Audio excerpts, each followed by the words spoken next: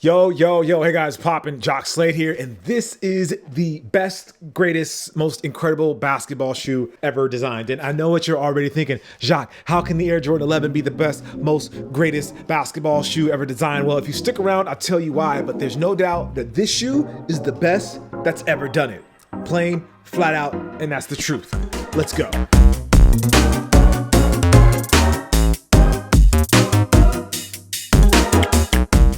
First, let's get a few things out of the way. This is the Air Jordan 11 Jubilee. It was created to celebrate the 25th anniversary of the Air Jordan 11 shoe. As you see, it looks a lot like the Space Jam colorway, but almost like a muted version of the Space Jam colorway where you don't have the pops of color, but you see the traditional shape of the shoe is essentially the same. You have the patent leather rand that goes around the shoe. You have the leather here in the back, which feels really nice. You have the Cordura mesh here on the front panel. You have the round laces, and then you have like the milky outsole and obviously the carbon fiber plate and all of those little things there that make this shoe what it is and really what makes this shoe special. For the updated version of the shoe, they added a little bit of silver. 25 is the silver anniversary. It's also known as Jubilee. That's where the Jubilee name comes from.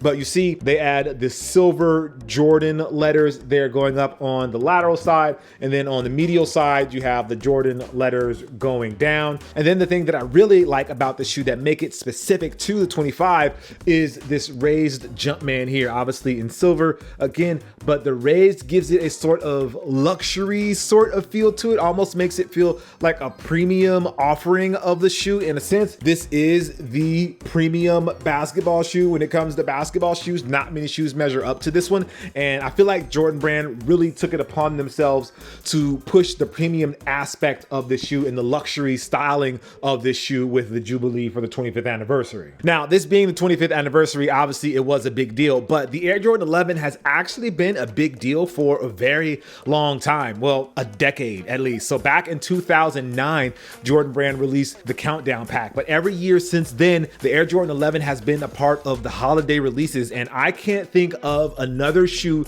now or in the past that has had a 10-year run of consistently selling out every single time. And not only that, not 10,000 shoes or 20,000 shoes, I'm talking millions of shoes selling out every holiday season. In fact, I believe it was last holiday or maybe the holiday before, the number of shoes the Air Jordan 11 sold in that small time period was a record for Nike. And as we all know, Nike is the biggest brand. So if you're breaking records at Nike by selling the most amount of shoes ever sold in a set time period, then you're definitely doing something pretty crazy and doing something right. Now, back to the shoe and why I think it is the best, greatest, and all those other words that I used at the beginning of this video. The thing that really appeals to me about this shoe is that when it was sold back in 1996 is that it was basically a blank slate. The only thing that you saw on the shoe was the Jumpman back here and the 23 on the heel. Of course, you have this little Jordan here, but nobody really sees that. So essentially what you were buying was the design of the shoe. Before the shoe even performed on the court, you saw this design and thought that this design was unique. Even to this day, with the exception of the Jubilee, there is really no Jordan branding on this shoe, which in itself sets it apart. You don't see athletic shoes or basketball shoes sold like that these days. They always have a swoosh or some sort of branding on them to let you know which brand the shoe is. With this one, it was completely blank and people still bought the shoe. Another reason why I think this shoe is the best, great, again, I don't remember the words that I used at the beginning of the video, but that's not important, is the fact that the shoe performs on the court. Obviously,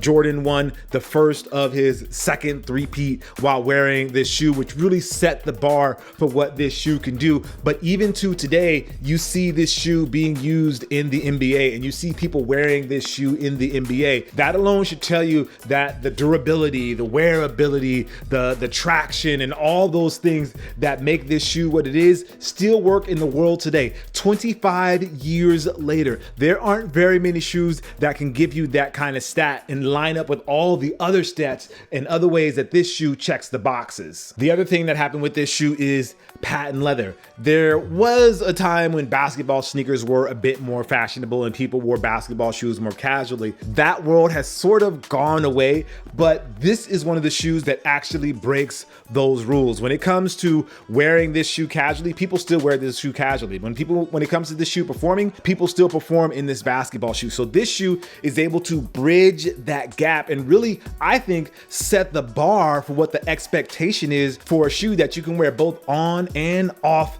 the court. Another thing is the Grail status of this shoe. And I know that's not exactly a criteria, or it doesn't have an exact ranking, but this shoe has a place, I would say, in the echelon of sneakers where it is considered a Grail or very close to being the Grail. Now, that may not necessarily be as much of the case today, now that Jordan Brand has been releasing them for the last 10, 11 years. But if that wasn't the case, this shoe would still be on, I would say, the Mount Rushmore for a lot of sneakerheads. Now, because so many of the shoes have been sold, like it doesn't necessarily have the same appeal and the same draw that it did.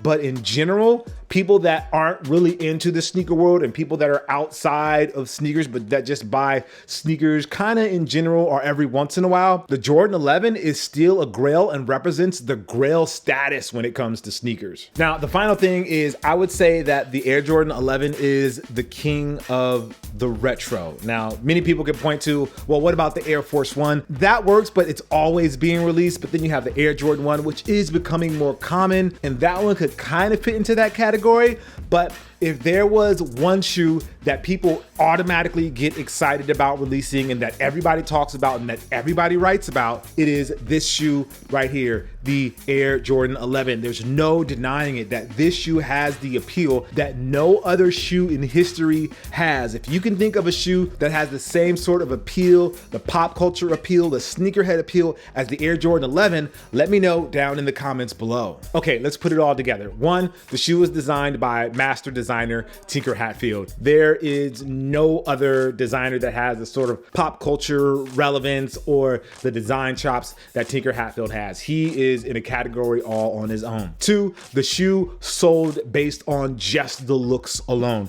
There is no branding. There is nothing to really tell you this is a Nike shoe or this is a Jordan shoe besides this little Jumpman here in the back. That alone sets it into a different category because people were attracted enough to this patent leather rand and the Kadura mesh enough that they bought this shoe regardless of the performance of the shoe. Number three, the performance of this shoe. MJ obviously won a championship wearing this shoe. It's hard to deny that this shoe is a beast on and off the court. The addition of the patent leather to keep him locked in, the carbon fiber to help with the rigidity. There are so many elements to this shoe that make it a performance beast and still maintain its status as a performance beast to this day. King of the retro. I know I just mentioned it, but it is the king of the retros. There's not many shoes that can retro every year for 10 years straight and still sell out every single time. Not like this shoe. And the final one, it's Grail status. This is a Grail for so many people. So many sneakerheads see this shoe at the top of the echelon. If you're not a sneakerhead or if you are a sneakerhead, the Air Jordan 11 resonates with you, and it's hard to deny the relevance of the Air Jordan 11 regardless of who you are.